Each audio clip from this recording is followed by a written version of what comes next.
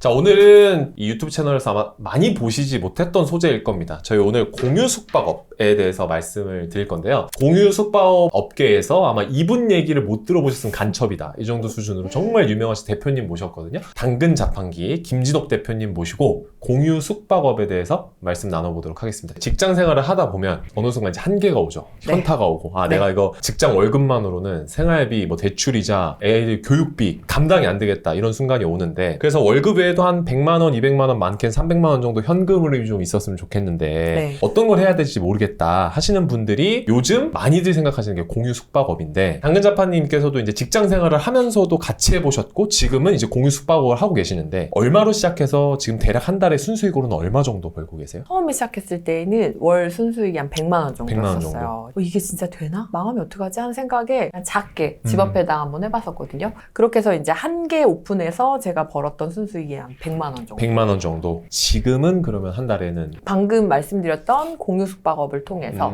이 에어비앤비 세팅으로 숙박업을 운영해서 이제 벌고 있는 순수익이 한 월 2천만 원 정도 되고 있습니다. 100만 원에서 2천만 원, 거의 한 20배 정도 뛰었네요. 그쵸. 그러면 이제 처음 시작하실 때 종잣돈이라고 해야 될까요? 우리 네네네. 투자할 때 종잣돈이 필요하잖아요. 네. 그럼 딱 시작하실 때 종잣돈은 어느 정도 있으셨어요? 제가 이제 방금 말씀드렸던 것처럼 공유 숙박업이라는 걸 할 수 있다라는 걸 알았고, 그리고 이게 돈이 좀 된다는 것도 알았는데, 처음 시작할 때는 너무 불안하잖아요. 그래서 정말 작게 시작했어요. 그래서 보증금 500만 원에 월세 45만 원짜리 정말 작은 집을 얻어서 운영을 시작합니다. 그러니까 보증금 500만 원을 다시 받는다고 하면 세팅 비용이 한 100만 원 정도 들었거든요. 그러니까 투자금 100만 원으로 시작했었던 거예요. 그럼 그때 직장 생활을 하실 때 직장은 어디에? 그때 저는 이제 간호사였고, 간호사. 네네. 10년 정도 서울에 있는 대학병원에 근무를 하다가 2년 전쯤에 퇴사를 했습니다. 그때 당시에 이제 시작하게 된 계기가 따로 있으세요? 제가 이게 되게 관심이 있어가지고 강의도 몇 번 듣고 하는 사람들도 가서 보고 했었거든요. 근데 이게 정말 되나? 되게 이제 의심이 약간 다들 되잖아요, 처음에는. 그죠. 이거 망하면 어떡하지? 공실나면 어떡하지? 이런 걱정 때문에 시작을 못 했었어요.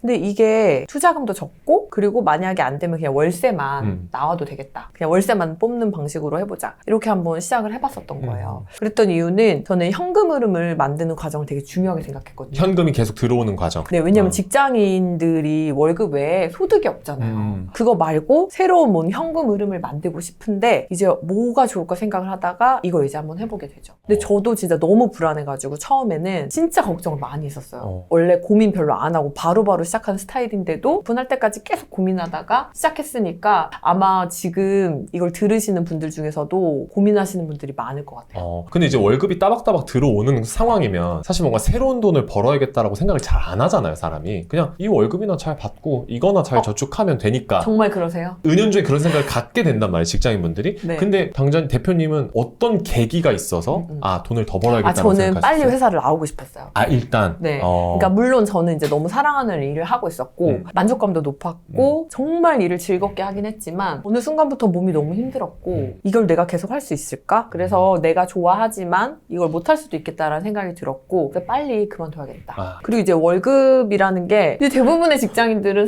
사실 월급을 받아도 거의 이제 월급은 내 통장을 스쳐 지나간다. 로그아웃 하죠, 바로. 네, 이런 얘기 할 정도로 월급이 금방금방 빠져나가잖아요. 그래서 월급 외에 현금 흐름이 정말 필요했었어요. 필요했고 빨리 퇴사를 하고 싶기도 했었어요. 그래서 현금 흐름 만드는 거에 되게 집중을 했었던 것 같아요. 이제 영상도 보고 사전에 들은 걸로는 당시에 빚이 1억이 있으셨다고. 네네네, 맞아요. 근데 이게 1억 정도의 빚이 어떻게 생기신 건지 뭐 실례가 안 된다면 여쭤봐도 될까요? 네네네. 저 이제 갑자기 저희 남편이 사기같이, 그러니까 원래는 이렇게 큰 돈은 아니었었어요. 네, 작은 돈이긴 했는데 시간이 지나면서 이제 이 돈이 사이즈가 커진 건데. 이자가 좀 붙었군요. 네네네, 맞아요. 그래서 작은 돈을 이제 믿고 빌려줬고 그 돈을 받지 못한 상태에서 본인이 이제 해결하려고 하다가 1억까지 커지는 그런 일이 있었죠. 사실 그때 엄청 열심히 살고, 그리고 아이 둘 키우면서 워킹맘 그리고 맞벌이 부부로 최선을 다해서 살고 있었는데 오늘 갑자기 이제 빚 1억이 딱 생기면서 내가 뭔가 잘못했나 하면서 이제 그때 현금 흐름 세팅이라든지 아니면 뭐 투자라든지 부업이라든지 이런 데 이제 관심을 갖기 시작했죠. 그럼 도대체 뭘 해야 마이너스 1억에서 지금 대표님이 버시는 한 달에 2천만 원 현금 흐름과 자산이 생길 수 있는 거예요? 어떤 과정을 거쳐 오셨던 거예요? 네네. 저는 이제 처음에는 그 빚 1억을 갚을 때는 저는 할 수 있는 게 아무것도 없었어요. 네, 네. 아무것도 없었고 제가 할 수 있는 거는 오로지 제가 벌고 있는 돈을 아껴 쓰는 거. 최대한 안 먹고 안 쓰고 안 입고. 그러니까 소비로 확 줄여버리는 거, 네, 첫 번째. 맞아요. 그 다음에 이제 추가적으로 돈을 더 벌 수 있는 게 있나. 그래서 이제 제가 단계를 이제 좀 쪼개서 말씀드리면 되게 많은 분들이 아직 직장을 안 다니시는 상태에서 뭔가 더 새로운 일을 해볼까 아니면 투자를 해볼까 하시는데 우선은 좀 안정적인 소득, 적든 크든 근로소득으로 돈을 일단 버셔야 되더라고요. 그러니까 내가 내 힘으로 벌 수 있는 안정적인 소득이 일단 있어야 네, 그게 되고. 1번. 두 번째는 일단 그 소득을 좀 아껴 쓰는 과정을 통해서 돈을 모아보는 경험을 해야 되더라고요. 두 번째가 그 돈을 이제 더 벌 수 있는 방법. 저는 아껴 쓸 수 있는 만큼 아껴 쓰고 근데도 이제 한계가 느껴지니까 부업을 생각하게 된 거예요. 이제 아끼는 것도 한계가 있으니까. 네네네네, 기본적으로 맞아요. 써야 되는 돈이 있으니까. 네, 맞아요. 이제 그때서야 이제 부업에 대해서 관심을 갖게 되고 이 공유 숙박업 통해서 이제 에어비앤비. 현금 흐름, 에어비앤비를 통해서 현금 흐름을 이제 만들게 되죠. 근데 보통 우리가 이제 투자 혹은 네. 돈을 더 벌기를 생각하면 한 달 현금 흐름으로 제일 쉽게 생각하는 게 월세잖아요. 네네네, 어디다 맞아요. 이제 뭐 빌라를 해서 그걸로 월세를 넣자. 근데 이걸 어떻게 월세에서 에어비앤비를 해야겠다는 생각을 가지신 거예요? 그때 이제 주변 지인이 하고 있었고 근데 저는 그때 이제 월세라는 현금 흐름을 약간 세팅을 해놓은 상태였는데 이게 되나? 의심을 하면서 세팅을 하나 해보니까 너무 쉽게 현금 흐름 100만 원이 만들어지는 거예요. 월세보다 어떻게 보면 더 쉽게. 네, 그래서 어. 월세를 세팅을 하기 위해서는 부동산을 취득하고 거기에 이제 맞는 임차인을 맞추고 매달 월세가 들어와야 되는데 또 어떤 경우는 또 임차인의 상황에 따라서 밀리기도 하고 못 줄 때도 있고. 네네네 이런 좀 복잡한 문제들이 있는데 이거는 전혀 그렇지가 않은 거예요. 내 임대로 그냥 집을 하나 얻고 바로 세팅을 하고 판매하면은 이제 바로 소득이 만들어지니까 근데 조금 더 월세보다 수월하게 현금 흐름이 만들어진다는 걸 알게 됐죠. 지금 들어보니까 부동산을 월세를 놓으려면 일단 집을 사야 되는 거잖아요. 네네. 내 집이어야 월세를 놓을 수 있는 거니까. 근데 에어비앤비는 그냥 월세를 구해서 그 월세로 공유 숙박업을 하면 되는 거니까 훨씬 더 세팅도 쉽고 월세보다 공부도 덜 해도 되고. 그쵸. 약간 맞아요. 이런 느낌이네요. 공부를 덜 해야 된다는 게 약간 부동산보다 조금 덜 에너지가 들어가죠. 집을 사본 경험은 많지 않을 수 있는데 그렇죠. 전세나 월세를 얻어본 경험은 누구나 있으시죠? 있죠. 저 지금도 전세에 살고 있으니까. 네, 맞아요. 그래서 이런 경험을 토대로 진행하는 거기 때문에 쉽게 시작할 수 있죠. 첫 수익을 얻고 나서 이거 되겠다라고 확신한 순간은 언제세요? 돈이 매일 찍힙니다. 돈이 그러니까 모아서 한 달에 한 번 입금되는 게 아니라 돈이 매일 띵동띵동 입금되는데 거기에서 이제 내가 부자가 되고 있구나를 느끼게 되는데 되게 재밌었어요, 사실. 얘는 진짜 매일매일 돈이 네, 찍히니까. 매일 찍히는 거예요. 예를 들면 이제 숙박업이 나가면 돈이 찍히니까 그게 네. 좀 재밌으셨군요. 재밌었어요. 그래서 월세도 한 달에 한 번 받고 월급도 한 달에 한 번 받는데 이건 매일 받는 거예요. 그러네. 일세예요, 일세. 그러니까 뭔가 배당금처럼 네네네네네. 매일매일 받을 수 있으니까. 너무 재밌었어요. 그래서 이제 거기서 이거 해봐야겠다. 네. 진짜 이거 할 수 있겠다라는 생각이 드신 거네요. 근데 이제 저희가 생각할 때는 그리고 이제 여러 가지 기사들이나 조금만 찾아보면 에어비앤비가 불법이다. 네네. 그리고 에어비앤비 자체를 관리하기도 되게 힘들 것 같고 여러 가지 리스크들이 되게 많을 것 같거든요. 네. 근데 그 중에서 이건 합법이 아니기 때문에 나중에 걸리면 큰일 난다. 네. 이 생각 많이 하시거든요. 네네. 이거 합법이 맞아요? 저도 이제 처음에 에어비앤비를 통해서 공유 숙박업을 할 때 가장 문제가 됐던 부분 중에 하나가 그거였어요.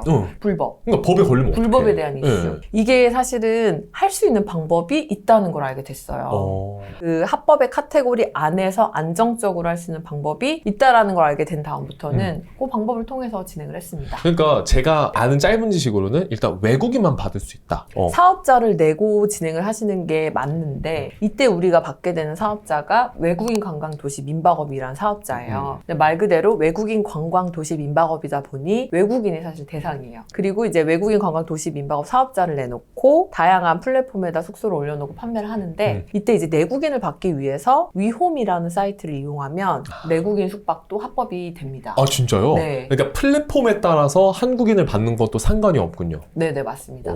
근데 사실 걱정 안 하셔도 되는 부분이 지금 전 세계적으로 K컬처, 한국 문화에 대한 관심이 되게 많아지잖아요. 그래서 생각보다 외국인들도 정말 많이 오세요. 내국인 불법 약간 이런 카테고리에 갇히신 분들이 있거든요. 근데 생각보다 외국인이 정말 많아요. 저는 드는 생각이 그렇게 외국인들이 많이 들락날락거리면 또 그게 걱정되더라고요. 옆집에서 아니 왜 이렇게 외국인이 많이 왔다 갔다 하냐, 저 누구 사는 거냐 이렇게 할 수 있잖아요. 네네. 그런 것들도 충분히 핸들링할 수 있는 리스크 제거 방법들이 있는 거네요. 네, 있습니다. 우선 이 사업자를 받기 위해서는 인접세대 동의가 필요해요.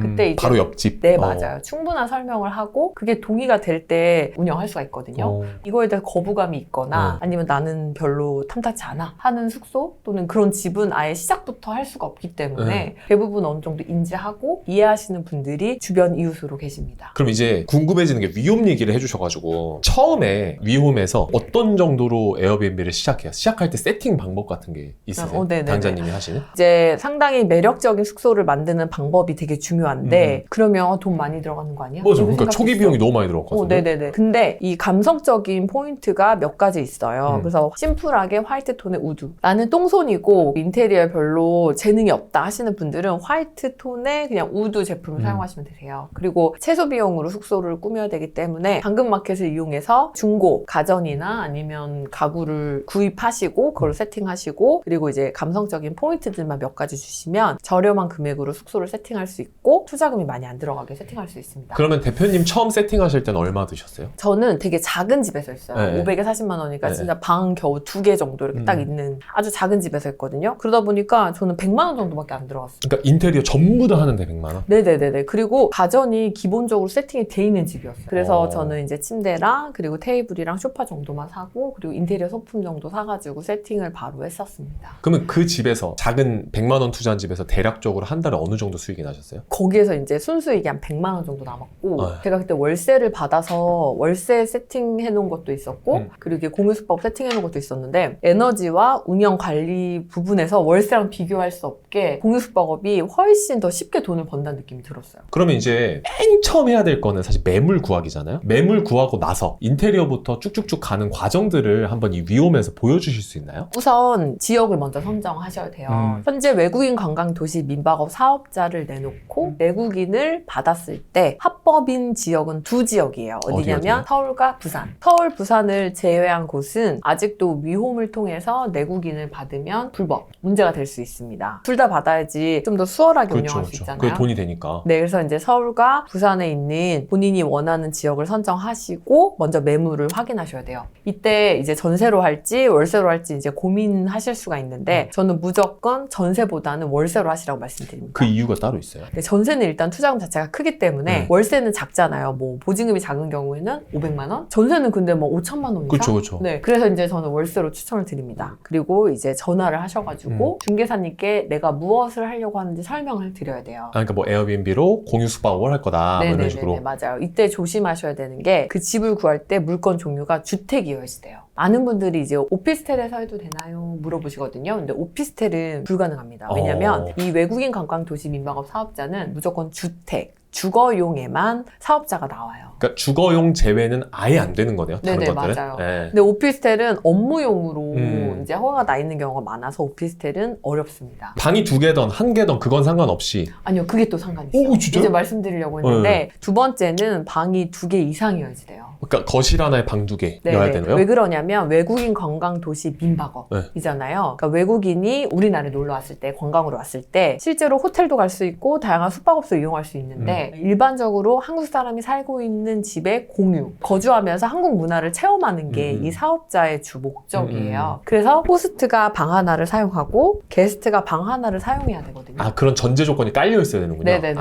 그래서 이제 무조건 방이 2개여야지 됩니다. 세 번째는 전입신고를 해야 돼요. 왜냐하면 방금 말씀드렸던 것처럼 그 집에 살고 있어야 된다라고 했잖아요. 그래서 전입을 해야지만 사업자가 나옵니다. 이 세 가지를 고려하셔서 다양한 플랫폼을 이용하셔서 월세 물건을 찾고 그 다음에 이제 중개사님한테 전화를 해서 내가 뭘 하려고 한다 말씀을 드리면 중개사님께 직접 임대인의 동의를 받아달라고 해야 돼요. 직접 우리가 임대인분한테 설명을 하려고 하면 사실 약간 임대인분이 거부감을 느끼세요. 그렇죠. 왜냐면 내 집으로 너무 사업하려고 하는 건가? 약간 이런 느낌. 그리고 이제 이상한 거 하는 거 아니야? 이제 의심하시거든요. 근데 이제 중개사님은 임대인님들도 믿으시기 때문에 중개사님을 통해서 동의를 이제 얻어달라고 하면 쉽게 숙소를 구할 수 있습니다. 자, 그리고 매물까지 다 구하고 중개사님께 허락을 맡았어요. 근데 허락을 받고 나서 옆집에서 안 된다 그러면 어떡해요? 그런 경우가 이제 많아요. 네. 이것 또한 중개사님을 통해서 동의를 구해야 되는데 어떤 경우가 많냐면 그 옆집, 앞집 집 뭐 동의를 구해야 하는 그 인접세대 있죠. 여기를 이 중개사님이 다 중개한 거예요. 아, 어차피. 네, 그래서 이미 알고 있고 이 중개사님이 동의를 구하니까 네 알겠어요. 뭐 문제 생기지 않는다라고 하니까 그냥 뭐 이미 기존에 알고 계셨던 분들이기 때문에 동의가 수월하시더라고요. 그럼 이제 매물 다 구했어요. 그리고 네. 나서 인테리어까지 하고 그럼 그 다음에 위홈에 등록할 때는 어떤 홈페이지 쓰는지 실제로 한번 볼 수 있을까요? 네, 이제 외국인 관광 도시 민박업 사업자를 낸 이후에 이제 숙소를 판매하는 플랫폼에 올려놓고 팔아야 돼요. 그때 이제 우리가 이용할 수 있는 사이트가 정말 다양한 사이트가 많은데 뭐 아고다, 부킹, 에어비앤비. 우리가 지금 약간 대명사처럼 에어비앤비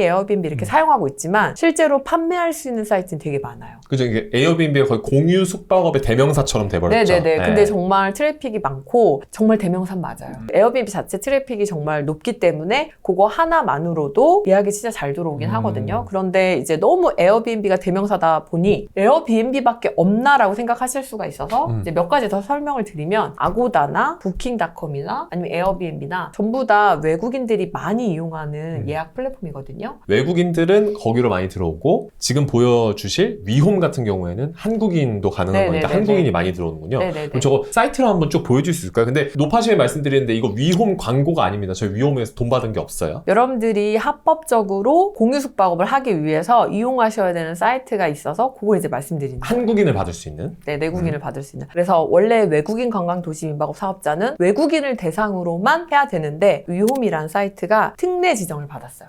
내국인을 받아도 된다. 괜찮다. 네, 그래서 이제 일명 한국판 에어비앤비라고 이제 이야기를 하거든요. 여기에 이제 네이버나 아니면 검색을 하셔가지고 위홈 사이트를 들어가신 다음에 회원 가입을 하시고 숙소를 업로드하시면 이렇게 판매하실 수가 있습니다.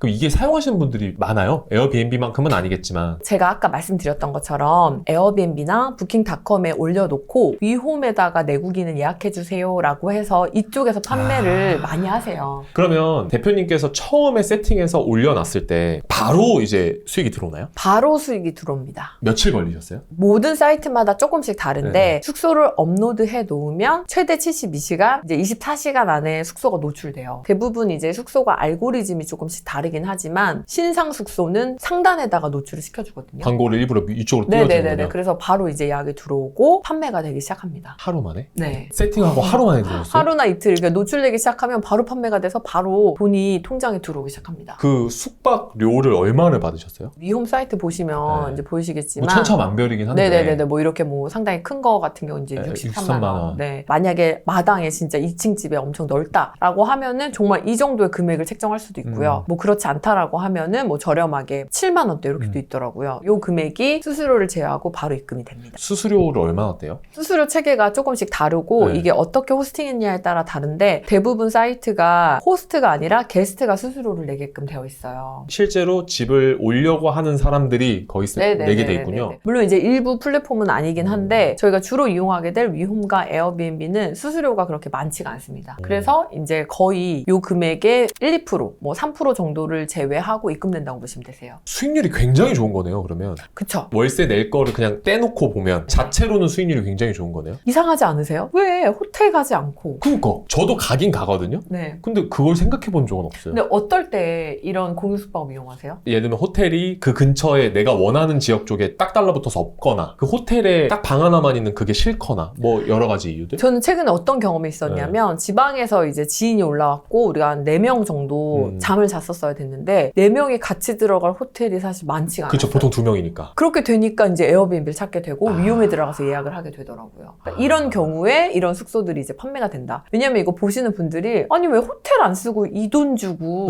왜 이런 데 가는 거지? 라고 생각하실 텐데 뭐 5명, 6명 이런 분들이 가실 호텔이 없어요. 그러네요. 바베큐도 해 먹을 수 있고 이러니까. 그쵸. 그리고 뭐 라면도 끓여 먹고 네. 아니면 뭐 간단하게 밀키트 같은 거 사가지고 음식도 해 먹고 싶은데 실제로 호텔은 그게 어렵잖아요. 안 되죠. 네. 취상 안 되니까. 네, 그래서 이제 그렇게 자유롭게 좀 쓰기 위해서 이런 공유 숙박업을 이용합니다. 그러면 이제 대표님도 대표님이지만 대표님이 되게 가르치신 분들이 많으시잖아요. 그러면 수강생분들이 보통 수익이 날 때까지 세팅 기간이 어느 정도 걸려요, 보통? 요게 완전 천차만별인데 네. 집이 어느 정도 인테리어가 되어 있다라고 하면은 한 2주, 빠르면 일주일이면 세팅을 하실 수가 있고 수리가 필요하고 본인이 직장을 다니시면 이제 시간을 내야 되잖아요. 그러다 보니까 3주? 최대 이제 한 달 정도 기간을 잡고 오픈 준비를 하십니다. 그러니까 평균적으로 한 달 걸리는군요. 아니요. 평균 한 2주에서 3주 정도 걸리는. 근데 이거는 사실 계약을 할 때 그 임대인님한테 렌탈 프리를 달라고 하실 수도 있어요. 제가 이제 입주는 이때 하는데 미리 짐을 좀 갖다 놓고 택배를 시켜도 될까요? 라고 얘기하시면 그 기간 이제 렌탈 프리로 주시거든요. 네, 월세 그래서 안 받고. 네. 2, 3주를 렌탈 프리 기간으로 받으면 그 기간 동안에 빠르게 세팅을 하고 월세를 내기 발생하는 시점부터는 이제 숙소를 판매할 수가 있죠. 그럼 보통 기본적으로 이제 투룸, 거실 하나에 방 2개짜리 제일 기본적인 이 정도 딱 세팅을 하면 보통 한 달에 얼마 정도 버세요? 수강생분들이? 이제 순수익을 말씀드리는 네, 거잖아요. 다 떼고 넷으로. 네. 이제 사실 이게 완전 달라요. 투룸 기준으로 어느 지역에 어떻게 오픈했냐에 따라 달라지시거든요. 근데 최소 이제 150 오. 이상 이제 버실 수가 있고 투룸이지만 사이즈가 커서 한 6명까지 숙박을 받으실 수가 그러니까 있다. 많이 들어올 수 있는. 네, 그러면 이제 200만 원 이상, 300만 원 이상도 받으실 수 있습니다. 월 300이면 제가 알기로 대한민국 평균 월급 100명을 놨을 때 50명, 딱 50등이 평균 월급이 264만 원으로 알고 있거든요.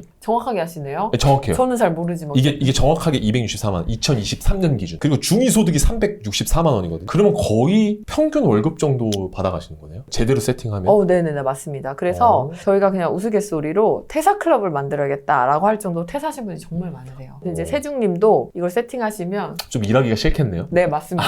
일하기가 좀 싫을 수 있겠네. 네. 근데 이제 되게 재밌는 게 뭐냐면 직장에서는 아침 9시부터 밤 6시까지 근무를 해야지 아까 말씀하신 그 264만 원이 나오는데 이거는 사실 알바를 딱 써놓으면 나는 어디에 있던지 간에 메시지로 모든 게 다 해결되거든요. 그러니까 자동으로 굴러가는 거죠, 이게. 그래서 나는 이렇게 9시부터 6시까지 일을 해서 이 돈을 받는데 이렇게 하나 제대로 세팅해 놓으면 그 정도 수준의 현금 흐름이 만들어지니까 많은 분들이 이제 퇴사를 하십니다. 그러면 이제 아까 대표님이 어느 지역에 어떤 거냐에 따라서 150만 원도 될 수 있고 300만 원도 될 수 있다고 했어요. 네네. 제일 궁금한 질문입니다. 제가 가장 많이 들었던 의심은 아니 사람이 안 들어오면 어떡해? 명동, 홍대, 합정, 강남 이런 데는 일단 월세가 비쌀 거고 그런 데 들어가기도 힘들 건데 예를 들면 그 외곽 지역에 했어요. 공실라. 그럼 어떡해요? 진짜 좋은 질문이에요. 제일 궁금해. 제일 궁금해. 방금 말씀하신 것처럼 핫플레이스 누구나 다 예약하고 싶은 그런 지역은 월세가 비싸요. 그러니까 비싸잖아요. 그러니까 당연히 객단가가 올라갈 수밖에 없어요. 네. 근데 조금 이제 그런 곳에서 벗어난 곳은 월세가 부담스럽지 않은 금액일 수 있거든요. 네. 그럼 우리가 단가를 좀 내릴 수가 있어요. 근데 이제 에어비앤비를 이용하거나 아고다나 부킹으로 예약하시는 대부분이 약간 가격에 대해서 되게 중요하게 생각하시는 분이 많아요. 왜냐면 젊은 사람들이 에어비앤비를 많이 이용하거든요. 그렇죠.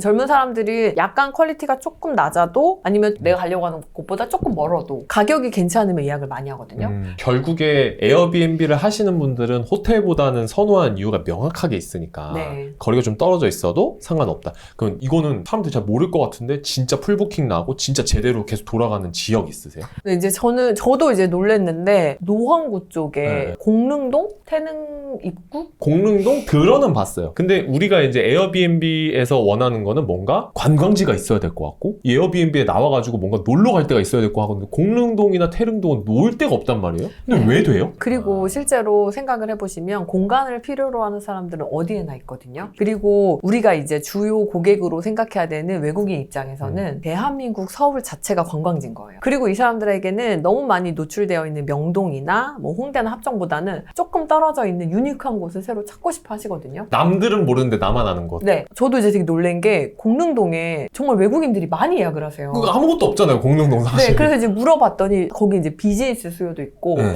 그리고 이런 적도 있었어요. 뭐냐면 병원 앞에 오픈하신 숙소가 있었거든요. 네. 거기 병원에 외국인 환자분들이 그렇게 많으셨어요. 그 소개를 받고 외국에서 우리나라 의료 시스템 좋으니까. 때문에 네, 수술을 하러 오시는데 이분들이 장기적으로 있다 보니 조리할 수 있는 이 에어비앤비에서 숙식을 하시길 원하시는 거예요. 재밌는 건 이 외국인 환자분들이 다음 외국인 환자분한테 인계를 하시면서 숙소를 계속 소개를 하는구나. 네네네. 아. 그렇게 해서 이제 대박이 난 케이스가 또 있었습니다. 또 재밌는 거 알려드릴까요? 또 뭐 있어요?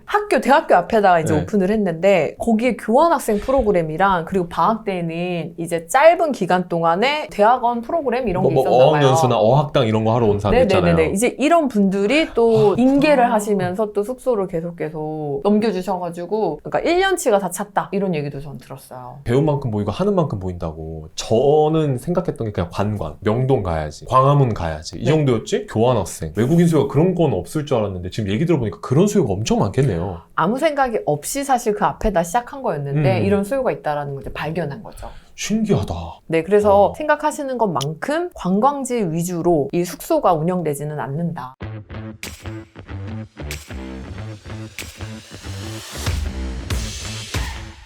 근데 지금 대표님한테 얘기를 듣다 보니까 사실 이건 대표님이 직접 하시면서 몇 년 동안 계속 얻어온 노하우신 거잖아요. 네네네. 저 같으면 나 혼자 알고 나만 돈 벌 것 같은데 왜 자꾸 강의도 하시고 다마고치도 하시고 카페에다 올려가지고 뭐 인증하라고 그러고 알려주시고 왜 그러시는 거예요? 네, 저도 그랬지만 네. 직장을 다니는 게 맞는 사람도 있어요. 태중님처럼 네. 정말 너무 직업을 사랑하시고 회사에 열심히 일하시는 분도 있지만 일부는 답답하고 나도 이런 거 있으면 나와서 내일 해보고 싶다 하시는 분들이 있거든요. 이분들이 답을 못 찾는 분들이 너무 안타까웠어요. 내 모습을 본 거죠. 5년 전, 7년 전 제 모습을 본 거죠. 그래서 이분들한테 이렇게 이제 세팅을 해서 월급만큼 현금 흐름이 만들어지면 본인의 일을 할 수가 있다. 저도 이제 투자를 조금 안정적으로 할 수 있게 된 계기가 현금 흐름이 만들어지고였거든요. 저도 이런 기회를 통해서 제 가능성을 확인했고 제가 살고 싶은 인생을 살고 있는 거거든요. 근데 답을 찾지 못한 사람들한테 이런 걸 알려줘서 새로운 인생을 살게 해주는 것도 가치가 있다. 근데 제가 대표님 유튜브 영상도 보고 여러 가지 사전 자료들을 받아봤을 때 대표님이 안 해본 일이 없다고 세차장 알바,